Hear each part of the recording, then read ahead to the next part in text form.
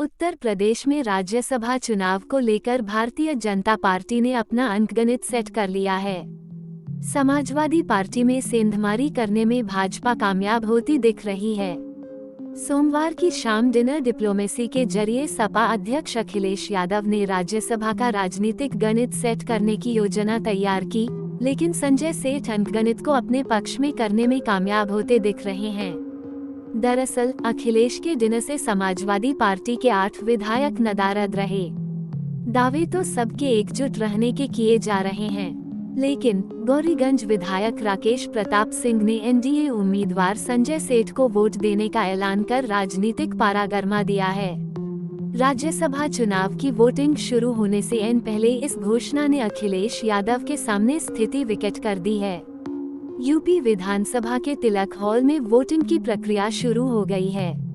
UP में राज्यसभा चुनाव की राजनीति उलझी हुई है। दरअसल 10 राज्यसभा सीटों पर चुनाव हो रहे हैं। वर्ष 2018 में हुए राज्यसभा चुनाव में 10 सीटों में से 9 पर भाजपा और 1 पर सपा उम्मीदवार की जीत हुई थी। विधानसभा चुनाव 2022 के बाद हो रहे इस चुनाव में माना जा रहा था कि भाजपा 7 और सपा 3 सीटों पर आसानी से जीत दर्ज कर लेगी, लेकिन चुनाव के पहले जयंत चौधरी ने पाला बदल लिया। वे भाजपा के साथ हो लिए। इसके अलावा ओम प्रकाश राजभर भी भाजपा के साथ हो गए हैं। ऐसे में भाजपा ने 2022 के विधानसभा चुनाव में उस स्तर पर प्रदर्शन न करने के बाद भी 8वें उम्मीदवार को चुनावी मैदान में उतार दिया। संख्या बल न होने के बाद भी भाजपा के इस उम्मीदवार को उतारे जाने के पीछे सपा में संभावित बिखराव को आधार माना गया। संजय सेठ के चुनावी मैदान में उतरते ही राजनीति गरमाई हुई है। संजय सेठ समाजवादी पार्टी के टिकट पर पहले राज्यसभा जा चुके हैं।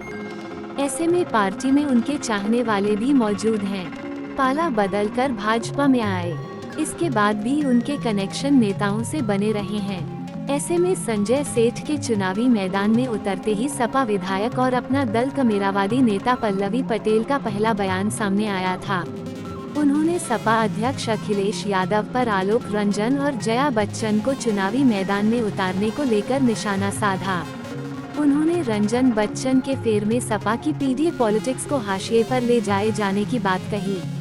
अब विधायक राकेश प्रताप सिंह ने खुलकर कहा है कि वे एनडीए उम्मीदवार संजय सेठ के साथ हैं। चुनाव में उन्हें वोट देंगे। इस घोषणा के बाद अब जीत का अंकगणित भाजपा उम्मीदवार के पक्ष में जाता दिख रहा है। उन्होंने कहा कि अंतरात्मा की आवाज पर वोट करूंगा। मैं रामजी के खानदान का हूँ।